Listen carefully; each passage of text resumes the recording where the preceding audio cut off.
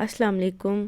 आज हम बनाने जा रहे हैं एक बहुत ही रिवायती मज़ेदार मीठा शीर खोरमा जो ख़ास तौर पर ईद के मौके पर बनाया जाता है। ये डिश चंद अज्जा से बनती है और बहुत ही मज़ेदार और बेहद लजीज होती है, तो वीडियो को आखिर तक ज़रूर देखिएगा। सबसे पहले हम एक अलग पैन में थोड़ा सा देसी घी डालेंगे और इसे गर्म करेंगे। घी के गर्म होने के बाद अब हम इसमें थोड़े से बारीक कटे हुए बादाम, बारीक कटे हुए पिस्ता, थोड़ी सी किशमिश, थोड़े से बारीक कटे हुए काजू और बारीक कटे हुए ही छवारे शामिल करेंगे। इन तमाम चीज़ों को हल्का सा हम फ्राई करेंगे ताकि इनका अच्छा सा गोल्डन कलर आ जाए। फिर इनको हम निकाल कर अब साइड पर रख लेंगे और इसी पैन में थोड़ा सा मजीद घी डालें और इसमें सवैयाँ शामिल करें। इन्हें भी हम हल्की आंच पर हल्का सा ब्राउन होने तक रोस्ट करेंगे ताकि इसका जायका मजीद अच्छा हो जाए। अब सवैयों को भी हम निकाल लेंगे। अब हम एक अलग पैन में 1 कप चीनी शामिल करेंगे और चीनी को अच्छी तरह मिक्स करेंगे जब तक कि ये कैरेमल ना हो जाए। अब देखिए चीनी बिल्कुल अच्छी तरह कैरेमल हो चुकी है, तो अब हम इसमें 1 किलो दूध शामिल करेंगे